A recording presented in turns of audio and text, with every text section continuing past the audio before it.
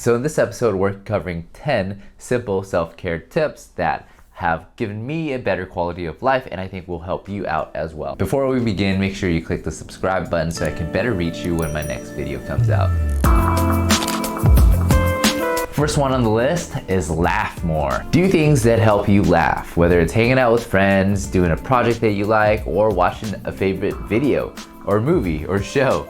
The thing is, these days, I feel like there's such a high pressure on being always on the hustle, grind that we're not able to just sit down, calm down, and laugh. Laughing does this thing to yourself that like relaxes yourself, moves these muscles, and makes you have a more enjoyable time in your life. Like some people that you notice that are really grouchy don't laugh as much or don't laugh genuinely. The thing is, you can laugh. And you can laugh genuinely and feel very real, like it comes from deep within. That's the best kind of laugh. And you need to do more things that give you that type of laugh. Okay, the next one I have is be helpful or be a friend.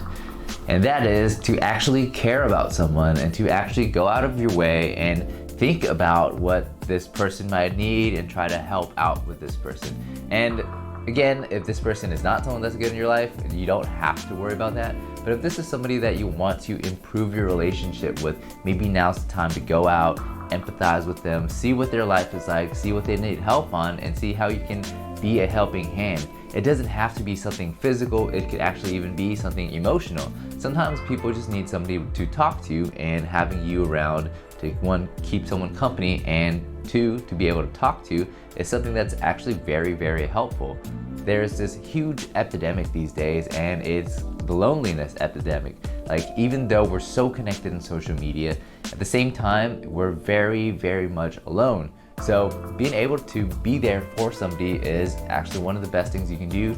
And when you help someone else out, it comes back to you and helps you feel better about yourself because you feel more valued and you feel like you did something. Okay, the next one is let yourself relax. I notice a lot of times people are just working every single day.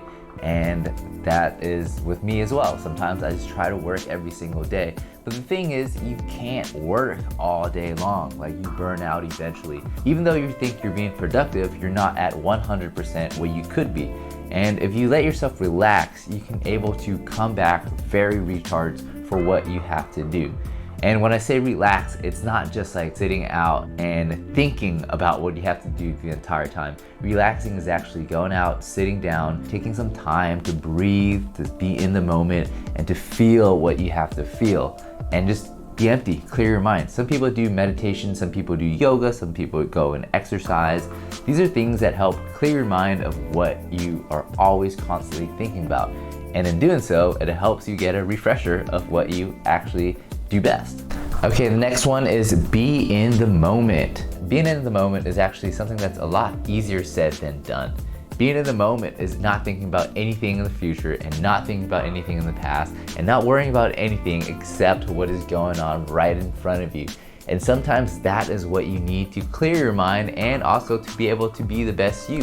Now imagine like hanging out with your friends and they're trying to talk to you and they're trying to share something important with you, and all you're doing is thinking about something in the future, something in the past, and you're just thinking about random things and not completely being in the moment. That's one, very disrespectful for your friend, and two, that makes you very anxious about very random things that are not of your concern at this moment. Next is to hang out with a new group of friends. Sometimes we're in this bubble and we don't even know it. We're so stuck in it that we don't tend to do anything new and outside of our comfort zone. Now, hanging out with a new group of friends makes you and forces you to be in a way where you're more open to experiences, more open to conversations, more open to new ways of life. The thing with humans is, once we get super used to how something works, we get very comfortable, we don't want change. And the only constant in this whole life is change. So you have to be able to refresh that knowledge and constantly remind yourself of that. So making new friends helps you do that, and at the same time helps you create this new bond with people that could absolutely change your life.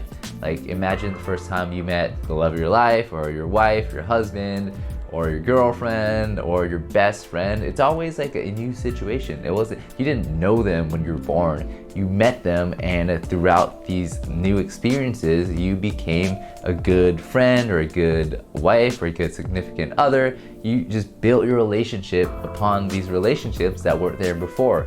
So doing this helps you improve yourself in so many different ways that it comes back and refreshes your life and brings you a new sense of clarity, because these people could be very great people that help bring you a sense of clarity. The next one is be kind to yourself. This is something I actually struggled with a lot as I was growing up because of the society that I grew up in. There was a lot of pressure to be a high performer. Like, we were supposed to grow up in this certain mold, go to a great university, get good grades, and come out be a lawyer or an engineer or an accountant or something that is very prestigious to everyday society. This taught me to be very mean to myself because every day I was like grilled to be this type of person.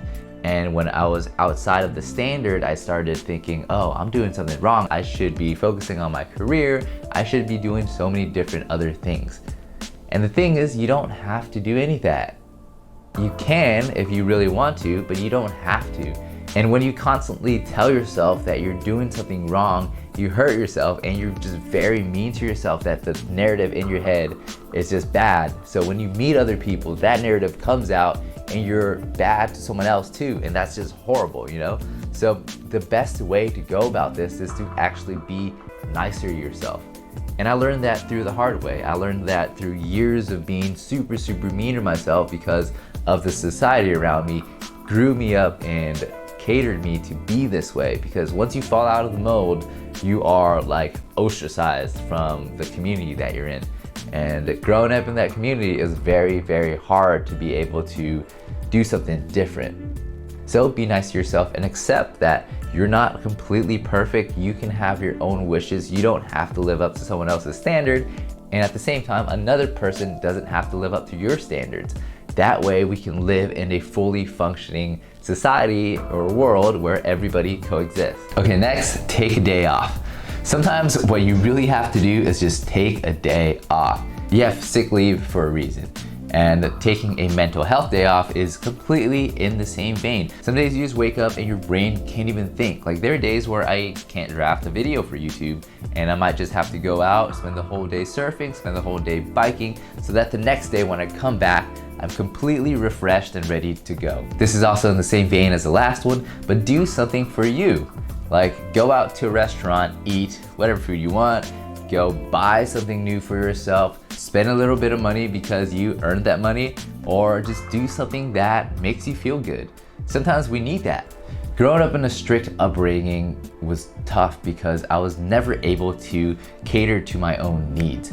Everything I did was supposed to be for the benefit of a certain group of people or a certain group of society or for a greater cause, quote unquote greater cause. And the thing is, we're all individuals with our own complex life that, you know, you need to do something for yourself to be able to contribute back to society, because otherwise you would just feel like a mess and not be able to do anything, and that's the worst. Go out and explore. This is another one that a lot of people don't seem to do. The beauty of life is there's so much out in this world that we can go and explore. And the thing is, we as humans grew up as a very nomadic tribe of people. We weren't always stuck in one place for decades at a time. We were actually constantly moving and hunting and finding food and foraging for food and just adapting to many different ways of life.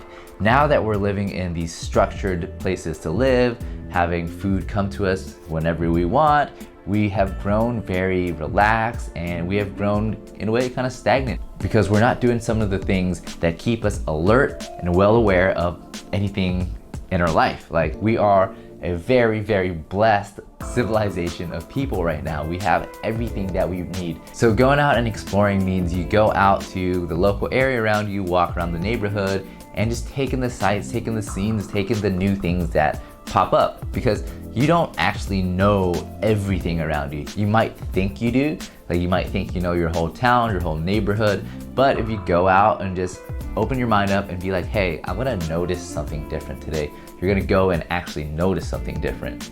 Like walking down the street, you're definitely not gonna know every single detail of the house 3 blocks down. So once you go there this time, maybe you can look at it, you can appreciate that the fence was made handcrafted by someone local, or that they have a rosemary bush outside that smells very good. There's so many different things that you notice once you go out and explore. And we all have this need to travel, or this want to travel, when we can actually just travel outside of our own house and outside our own bedroom. Okay, the last one, which I think is one of the most important ones, is to journal and reflect. I think journaling helps you open up your mind to what you need to do right now and what you want to do in the future and how you even currently feel. It's one of the most important things in my life, and without journaling, I don't think I would be able to do what I am now. It structurizes all of my thoughts. It makes me bring out the feelings that I feel. And finally, it helps me really reflect on what I'm feeling and how to feel it objectively. Sometimes our own narrative inside our head is a lot different, and once we put it out onto paper, we can actually see it from a third person point of view and then give ourselves some better advice.